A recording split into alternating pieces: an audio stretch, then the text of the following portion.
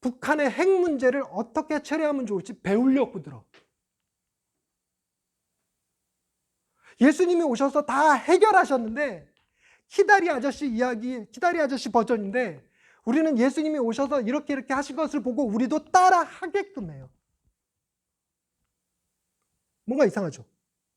그래서 우리나라는 설교가 가만히 들어보면 어쩔 수 없이 자꾸만 율법적인 설교로 흘러가 버리거나 도덕주의적인 설교로 흘러가 버려요. 그런 문제가 무슨 문제가 오냐면,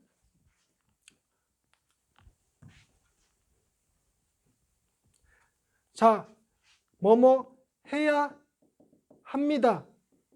1번 땡땡, 2번 땡땡 해야 됩니다. 이런 식의 설교를 하죠.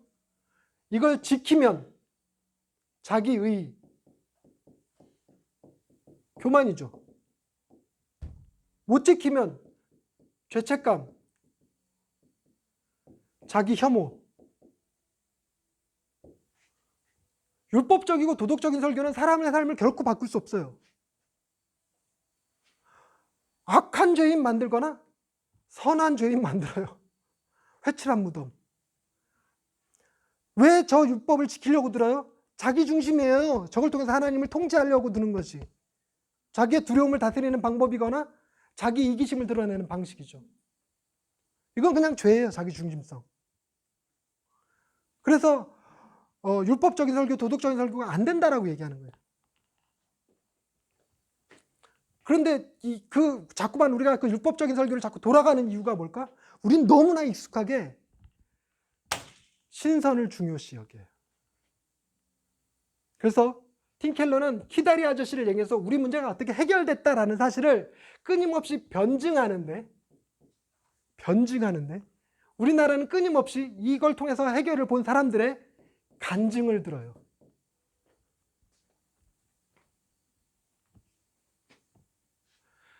그래서 변증을 듣는 사람들은 하나님의 뜻을 찾는 수도원 운동이 일어나는데, 신사를 찾는 사람들은 기도원 운동이 일어나요. 하나님의 능력을 갖다 써먹으려고.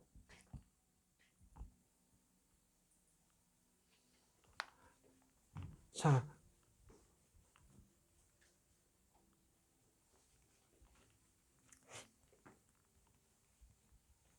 그래서 팀 켈러는 설교를 할 때 여기까지만 얘기하고 마칠게요. 오늘은 우리가 본문이 있으면 텍스트죠. 텍스트를 주해를 합니다. 주석서 이런 거 보면서. 그리고 그거를 적용을 합니다. 이렇게. 여기 복음이 있습니다. 예수 그리스도. 본문에서 바로 적용으로 넘어오는 거를, 본문에서 적용으로 바로 넘어오는 걸 큐티라고 그래요. 개인 묵상이죠. 근데 본문에서 주해로 갔다가 적용으로 내려오면 율법 설교가 됩니다. 이렇게 저렇게 살아라 하는. 그런데 본문에서 주해로 갔다가 복음에서 끝나면 예수 그리스도가 모든 걸 해결했다는 은혜 설교가 돼요. 은혜 설교가 되는데 삶이 변하지가 않습니다. 또 하나, 본문에서 주해로 갔다가 적용으로 내려와서 복음으로 가버리면 지루한 얘기, 뻔한 얘기가 돼요. 깔때기 법칙. 다 예수님이 해결하셨다는 형태로. 그리고 본문으로 가서 주해에서 복음으로 갔다가 적용으로 내려오면 예수 그리스도가 구원자가 되는 게 아니라 예수 그리스도가 우리의 모델이 돼요. 따라가야 될 모델. 어떻게 살아야 되는지. 근데 팀 켈러는 다 부정해요. 이거 다. 팀 켈러의 방식은 뭐냐면,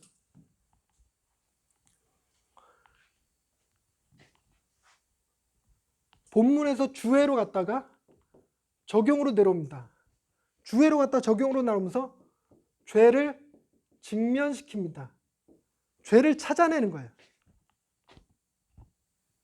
그래서 하나님의 요구, 이거를 성경의 발단 단계인 로, 성경의 요구, 하나님의 명령을 우리에게 적용시키면 우리가 하나님의 명령을 실천했을까요? 안 그래요. 여러분 하나만 봐도 되죠. 99.9%의 순종은 순종이다, 불순종이다. 불순종이에요. 태어나서 죽을 때까지 율법을 한 번도 어긴 적이 없어야지 되는데 그럴 수 있어요, 없어요? 없어요. 그러면 율법을 지킨 거예요, 못 지킨 거예요? 못 지킨 거예요, 그냥. 근데 그 정도로 끝나지 않아요. 팀 켈러는 그래도 지켰다고 뻑뻑 우기는 사람들한테 네 내면의 동기를 들여다봐. 너 안에 우상이 있어. 너 인정의 우상이 있고 뭐죠?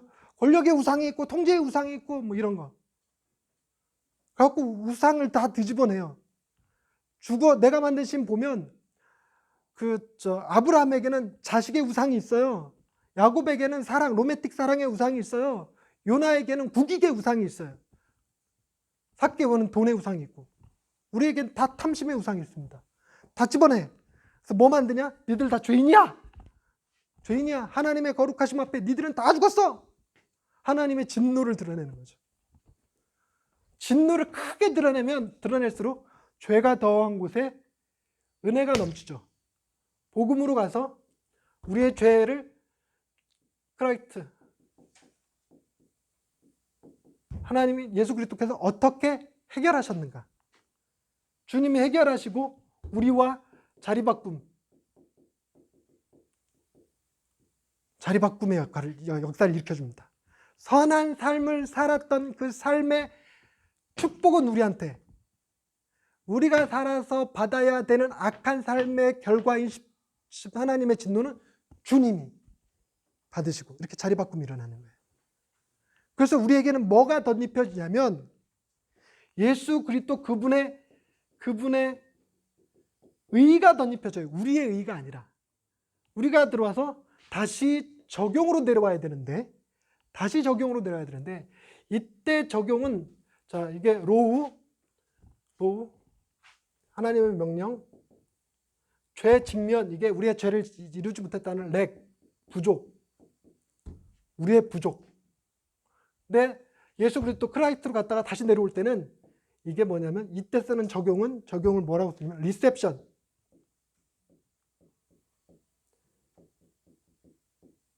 이거 영접이죠, 영접. 리셉션 호텔에서 손님 맞이하는 리셉션, 이런 리셉션. 근데 우리나라 번역이 전부 다 여기를 리셉션을 적용이라고 번역해놨어요. 팀 켈러는 이 적용의 의미가 뭐냐면 마음의 변화를 얘기합니다. 마음의 적용이에요. 그래서 마음을 구부리는 것이 아니라 마음을 녹여서 새로 빚어내요. 마음이 생각과 감정과 의지가 나오는 곳이에요. 우리의 마음이 뭐라고 결정하느냐에 따라 우리의 행동이 달라집니다. 우리 마음의 내면의 근원적 동기가 뭐냐에 따라서 우리가 컨닝을 할지 안 할지가 결정돼요. 내가 시험 잘 보는 것으로 내가 사람들 앞에 인정받는 것이 중요하다고 생각 안 하면 나는 뭘 추구하게 되냐면 정직을 추구할 수 있어요. 두려움 없이. 사람들로부터 비난받을지라도. 이 학교 졸업하는 게 대수가 아니에요, 여러분. 이 학교 졸업한 거 갖고 자랑할 일 없어요. 그런 마음의 변화가 생겨요. 내게는 내가 장신대 출신이라는 것보다 더 귀한 보물이 있는데 예수 그리스도 그분의 자녀라는 거. 하나님의 자녀라는 더 큰 보물이 있는데 더 큰 보물 놔두고 내가 무슨 이 학교 출신인 걸 자랑하겠나. 그래서 그분의 복음이 내 안에 들어와서 내 삶의 동기, 근원 이런 걸 바꾸는 거를 리셉션이라고 썼는데 우리나라 책들이 전부 다 이걸 적용을 하고 써놓으니까 팀켈러가 뭐라고 그러냐면 리셉션이 빠진 설교는 설교가 아니다 그랬더니 그 번역문에다가는 적용이 빠진 설교는 설교가 아니다 그러니까 그거 봐 율법 설교지 이렇게 하는 거예요. 리셉션이 일어나게 하는 거예요.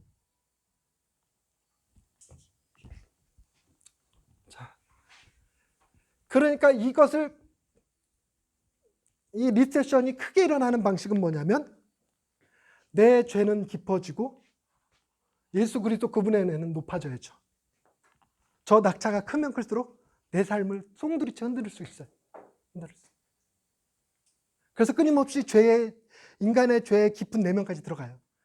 그래서 결론적으로 인간이 하는 모든 것은 다 죄야. 선한 행위는 선한 행위를 통해서 하나님을 통제하려는 죄야. 그런 거죠. 내 안에서 선한 행위가 나왔는데 내가 한 것이 아니에요. 그분이 나를 통해서 하신 거지. 내가 영광 받을 게 아니에요. 그분이 받으셔야지. 내가 행한 건 아무것도 없습니다. 나는 거죠. 심부름꾼에 불과합니다. 이런 거죠. 이게 복음이 이렇게 올라가는 거죠. 자, 나머지 것들은 여러분이 쭉 읽어보시면 아실 텐데 하나만 저거는 설명이 필요한 하나는 성화에 대한 이야기. 종교인의 죄, 첫 번째 종교인의 죄, 교리 우상화. 여러분 복음을 제외한 교리 갖고 저 침례교, 감리교 싸우지 마세요. 침례교는 구원이 없다. 우리에만 구원이 있다. 이게 교리 우상화. 두 번째, 사역의 성과나 은사. 여러분 이거 절대 우리 구원 못 시킵니다. 많은 목사님들이요, 내가 구원한 사람이 몇 명인데, 내가 변화시킨 사람이 몇 명인데, 이런 식으로 자기 의로 구원받으려고 들어요. 우리 교회 교인이 몇 명인데, 내가 교회를 몇 개를 건축했는데, 내가 신학 공부를 어디까지 했는데, 박사야. 내가 박사. 내가 교회를 3개 개척했어. 3개. 다 1000명 이상의 대형 교회야. 그게 결코 사람을 구원하지 못해요. 그런데 사람의 심리가 그런 거에 목매게 돼요. 그래서 바울이 얘기했던 배설물같이 여겨야 될 거 못 여겨. 근데 여러분에게는 없을 것 같아요? 내가 이래봬도 장신대 출신이야. 네 이래봬도 내가 찬양인도 짱이야. 내가 애들 무지하게 잘 가르쳐. 내가 설교 무지하게 잘해. 이게 나를 구원할 것처럼 우상이 우상. 그 다음에 세 번째, 종교적 도덕주의. 내가 얼마나 신실했는데, 내가 얼마나 주의를 열심히 지켰는데, 내가 헌금을 얼마나 많이 했는데, 이게 우상이에요. 결코 그것이 자기를 구원하지 못해요. 불법을 행하는 자들아 내게서 떠나가라 이렇게 됐지. 근데 더 중요한 문제는 네 번째, 우리 안에서 끊임없이 복음의 리셋이 일어나요. 복음의 리셋. 이게 뭔 얘기냐면, 우리가 성화는 칭의가 앞서요. 하나님이 우리를 의롭다 하신 이후에 성화가 일어납니다. 이거 사람들한테 시험 문제 보면요, 전부 다 칭의가 성화에 앞선다고 써요. 근데 삶은 내가 성화를 이뤄서 나를 의롭다고 하신다고 생각해요, 자꾸. 저게 마음에서 뒤집어져요, 이렇게. 그래서 하나님의 은혜가 있고, 은혜를 받은 우리가 하나님의 은혜에 감동해서 순종을 하는데, 은혜가 있고 다시 순종을 하고, 하나님이 나를 받아주셨으므로 내가 기쁨으로 그를 즐거워하면서 순종을 하죠. 은혜, 순종, 이것이 자꾸만 이렇게 끄날거져요. 이렇게 살다 보면 순종하니까 은혜 주셨지. 순종하니까 은혜 주셨지. 네가 복 받을 만한 짓을 해야 복을 주시지. 하나님을 기쁘시게 해야 하나님이 너에게 축복해 주시지. 이게 마음의 리셋이 계속 일어납니다. 계속. 그래서 복음에 대해서 아무리 얘기를 해도요, 여러분 틱켈러 책 어느 순간 딱 안 읽으면요, 설교가 다시 종교적으로, 율법적으로, 도덕주의로 올라가요. 주일 빠지면 안 돼. 11조 빼먹으면 안 돼. 뭐 이런 거. 금방 튀어나옵니다. 그래도 교회를 다녀야 구원받지. 이렇게. 교회를 다녀야 구원받는 게 아니라 구원받은 자가 교회를 다니는 거예요. 이 문제, 복음의 리셋. 그래서 성화는 칭의가 여러 겹 쌓인 결과에 불과합니다. 칭의는 우리의 노력이 아니에요. 성화는 우리의 노력이 아니에요. 성화는 우리를 의롭다 하시는 그분의 인정이 쌓인 것뿐이지. 자, 여기까지. 수고하셨습니다.